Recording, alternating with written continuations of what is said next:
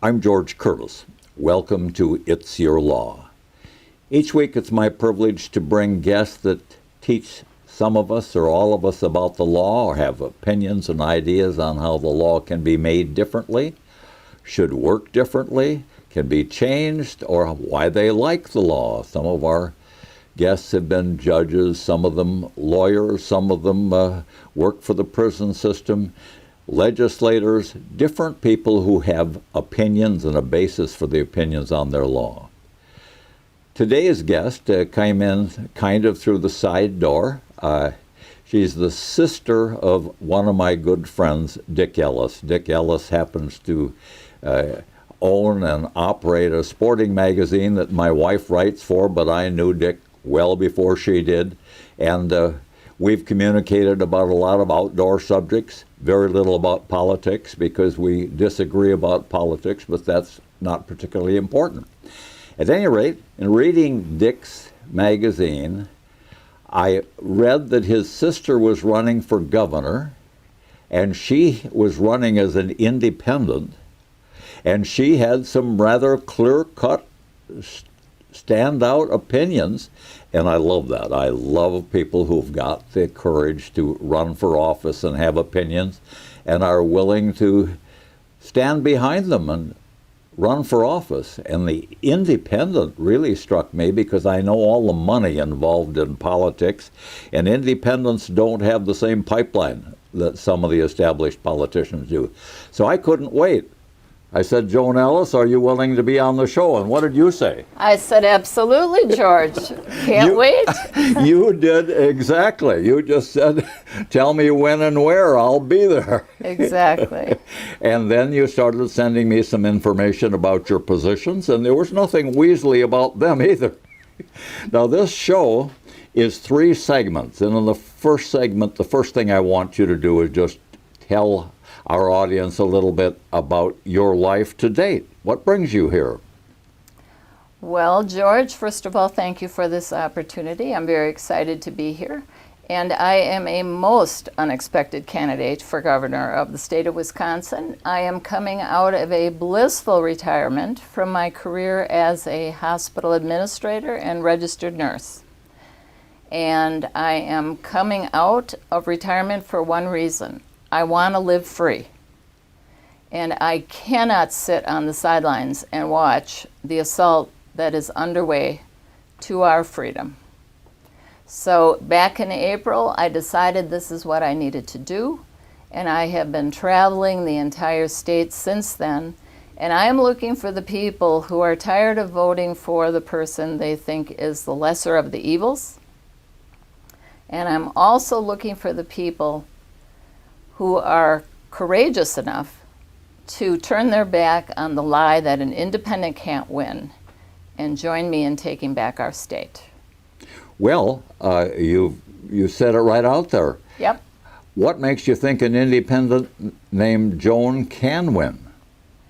I think an independent can win for a number of reasons, and these are some of the reasons that I have entered the race. First of all, I believe both of our parties have disqualified themselves from our continued support and trust. They chase money and power, as you've pointed out, and they really produce very little in terms of outcomes that any of us are really interested in. We have career politicians where our founders envisioned citizen legislators, so they spend their time trying to figure out how they're going to get elected next time, instead of doing the work of the people. And one of the biggest concerns I have, and one of the greatest threats, I believe, to our democracy is the fact we have a dishonest press. It is absolutely vitally important to a free society that the press is the watchdog of truth, and it is extremely difficult for those of us at the grassroots to find the truth today. Well, take the dishonest press idea. I agree with you, except I think it should be in plural. If you take any particular event in this country, you will have so many different views of it pretending to be the truth that I'm not sure that there are any of them you can rely on, but in my family, I have people who just want to read the liberal stuff, and I have people who just read the conservative stuff, and you'd think they'd be on different planets. And the First Amendment seems to guarantee our right to say almost anything, and it's supposed to stand the test of truth by people being educated and discerning and that sort of thing. What would you intend to do with the press to make sure it's honest with the First Amendment really giving us the right to say and write just about everything? Well, first let me be clear that I am 100% in support of that First Amendment, and I think all of the cancel culturing that we're part of today and that kind of thing is absolutely outrageous. So I believe in everyone's right to say pretty much anything they want, and I think we win with a war of better ideas. When it comes to the press, however, we should be able to rely on them to be investigative reporters and not to be pushing their own political agenda. So I certainly would not be so foolish as to suggest that the government has some role in harnessing the press. I think, though, the journalistic ethics that once were need to be revived by the profession itself. But I think the first step is calling out the profession for its lack of integrity and the fact that it is pushing a political agenda instead of trying to be a watchdog of the truth. And what I find for myself is I am in the very difficult position of trying to find the truth myself by going to primary sources and comparing that with what I'm hearing on all of the different stations and so on. So I think step one is call it out. And let's all agree that the press is not serving the very critical role that we need it to serve in a free society. Good point. Good time for us to take our first break, and we'll come back and continue with another subject. We'll be right back.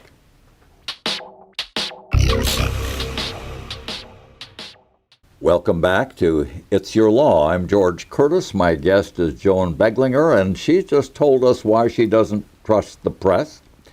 And that's a good start to this conversation. She's a independent candidate for governor, and she's got other issues as well, and I've already figured out that Joan's a bit outspoken. She's not going to hold back. What are some of your other concerns that motivated you to take this trip?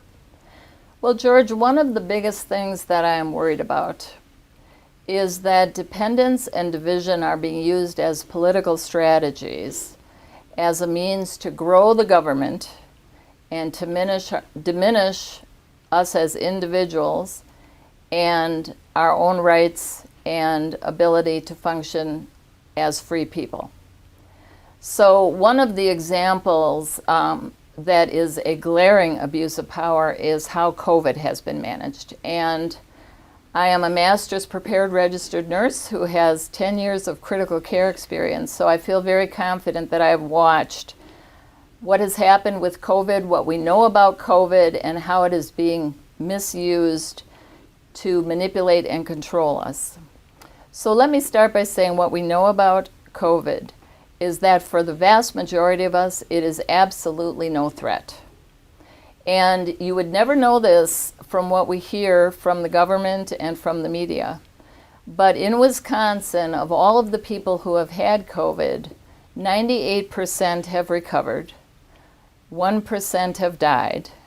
And you would really never know this, but only 5% of the people who have had COVID have been in the hospital. So that's the first thing. We know that the very elderly or the chronically ill could absolutely get very seriously ill and die from COVID. But for the rest of us, to shut down our businesses, to keep people from earning a living, to require people to wear masks, all of these things is outrageous. And it is sharing half-truths and really treating us as free people as if we had all of the information, we would not possibly be able to make the decisions that are right for ourselves. So I'd like to say just a few words about the vaccine.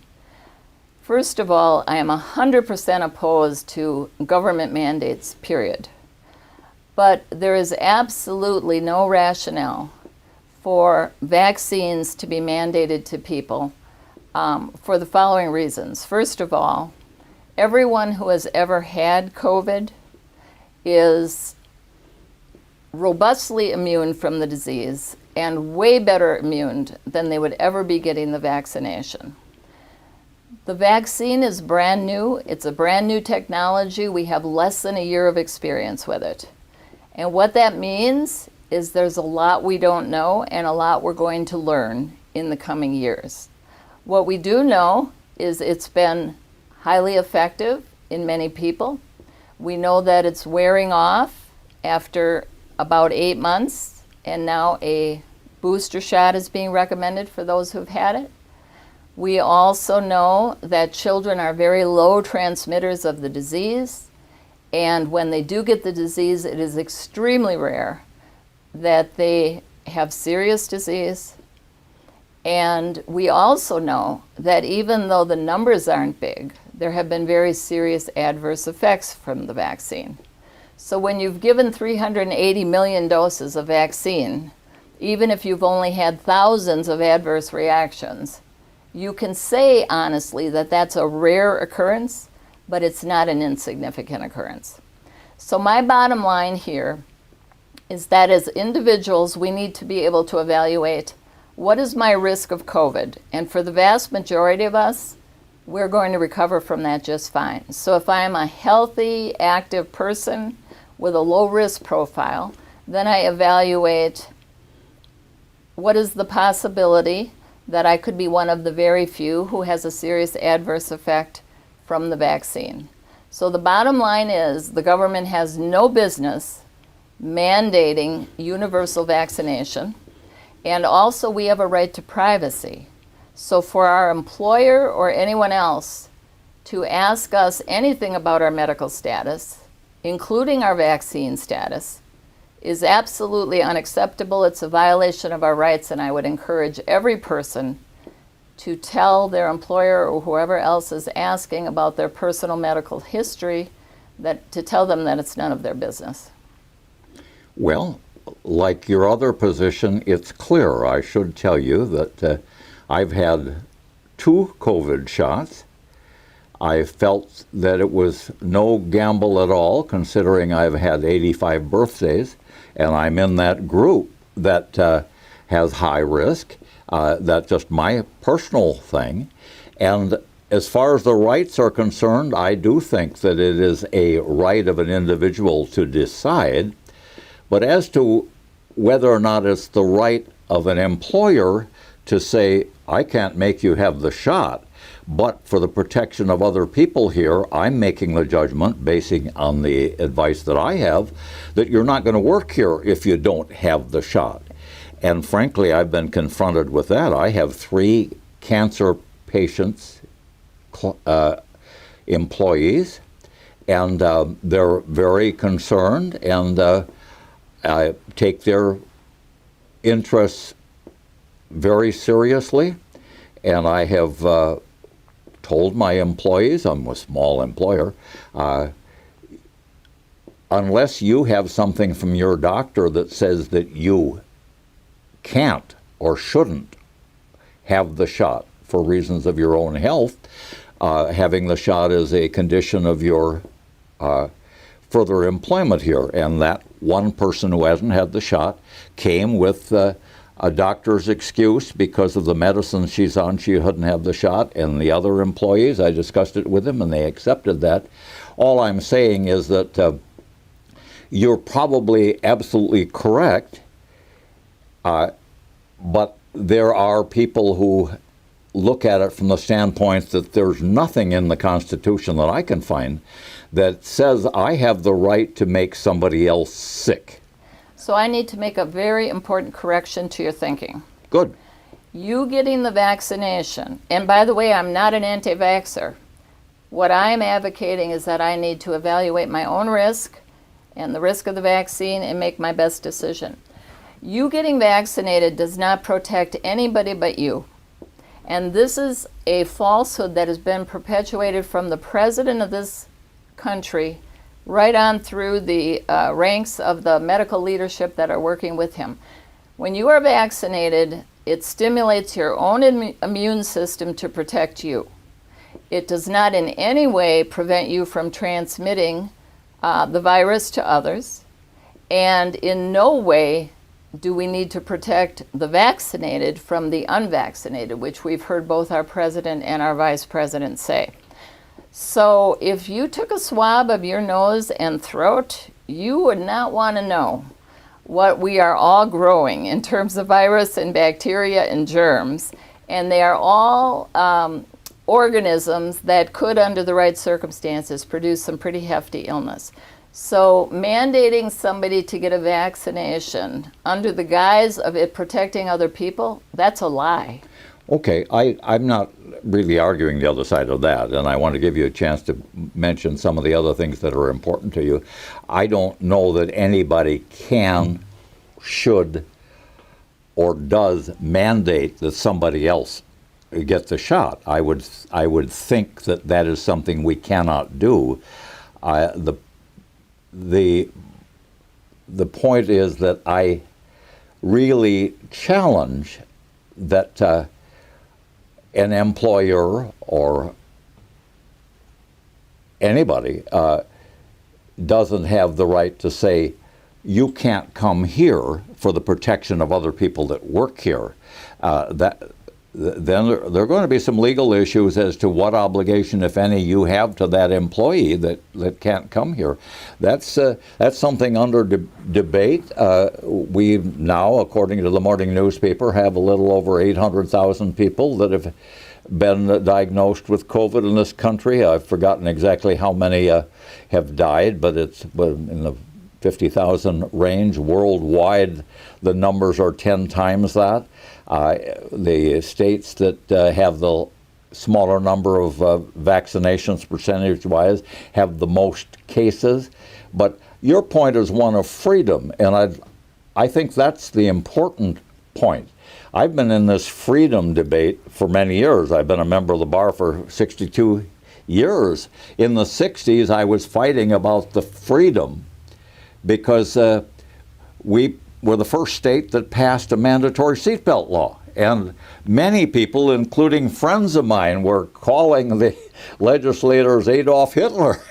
Yeah. A lot of the same stuff we're getting now. But anyway, you make a clear point, and it's not an uncontroversial point, about your position on that particular issue. But we're reaching a point where we're at our second break, and I want to give you a chance to mention your other issues, because you've got some other things that are very important that you want the electors to know. Sounds good. We'll be right back. Welcome back to It's Your Law. I'm George Curtis. My guest is Joan Beglinger, and she is a very strong woman with strong opinions and real fine education in nursing. And she's a candidate for governor as an independent, and she's got a number of issues that she feels very strongly about. Tell us about some of the rest of them. Well, I think we should talk about the fact that there is a strong movement underway to try to fundamentally change this country from one of free, self-sufficient people to people who are dependent on the government. So I think the role of the government in our lives is very key, and one of the things that has certainly pulled me into this race. So it's very clear to me that the government does not give us our rights. The government exists to protect our rights, and the government is only legitimate when it has the consent of the governed. So I am not going to be a person who is going to be a regulator, and I definitely don't think government is the answer to most questions. So as I look at the importance of self-sufficiency, I believe that people today are being destroyed with dependence. And while I am a person that absolutely believes any one of us can get into trouble at any point in time and need a helping hand, dependence cannot be a way of life. And now we see that there is a movement afoot to pay people enough money on unemployment not to go back to work. We see that people are getting checks because they have children. We see talk of to the tune of $3.5 trillion, paid family leave, you name it. So self-sufficiency is going to be an outcome that I will have my eye on in everything that we do. And I think that we are depriving people of the joy of achievement so often by trying to make them dependent on the government. And also, I would take the strong position, you can't be free unless you're self-sufficient. And to me, there is nothing more important in this country than the freedom that our founders laid for us. So your point, I think you make it very clearly, is people who are able to work should work and not being paid in some form of welfare. I couldn't agree with you more. I'm 85. I still work 75 hours a week. At the same time, I think we have to recognize that there are some people who can't for health reasons, and those people we have a responsibility to look out for. But I happen to think that welfare, including corporate welfare, is evil if it makes people and businesses that are capable of producing sit back and collect the money. I hope that gets thoroughly investigated throughout the entire world, not just this country. Absolutely. And remember, the government gives us nothing it doesn't take from us. The government produces nothing. Well, absolutely. We do agree. But yet, if I have an elderly, widowed grandmother, I don't want her to not be able to get her medicine. I mean, I think we owe that as a civilized society. Absolutely. We wouldn't have no disagreement there. But the concept that people who are able to work are not working for whatever reason, and I mean, we have to understand that better. But the concept of generational unemployment or chronic unemployment of able-bodied people, that cannot fly. Amen. I fired a young lady last summer, and she said, thank you. She said, I can make more money staying home with my 2 children than you are paying me, and I won't have to pay a babysitter. And I still shake my head over that. There's something wrong with that system. But we only have a few minutes left, and I want you to be able to use them to your best advantage. Why should people vote for you? George, people should vote for me because I will be a highly effective governor, and that is because of who I am and how I'll govern. I am a woman of principle. I know the difference between right and wrong, and I will always strive to do the right thing. I have the courage to stand alone when I have to, and I've done it many times. I am highly qualified to be the chief executive of this state, and I have the skills to manage the $40 billion budget and the 30,000 employees. All of the candidates in this race are going to tell all of the voters about all the wonderful things they're going to do for them. But the reality is, competence is not about what we're going to do. Competence is about what we've actually achieved.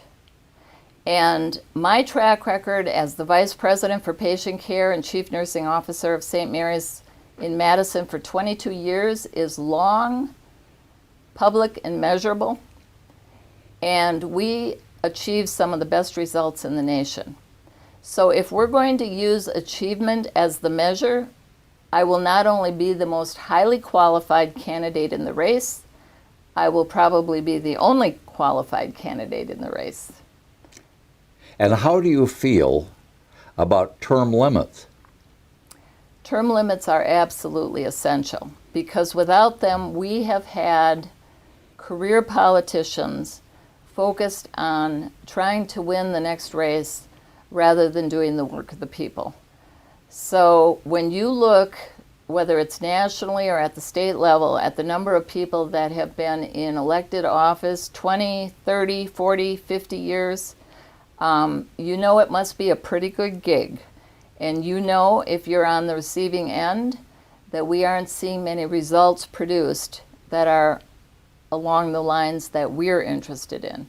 So term limits are essential. Last question. We have about 20 seconds left. How are you able to finance this campaign? Oh, I'm so glad you asked me that. While other candidates are going to have political machinery and big money, I have a campaign going for asking for 10,000 people to give me $10, and it's going very well. I'm sure it is. Thank you very much, Joan, for being on the show, and say hi to Dick. Thank you, I will. We'll be right back.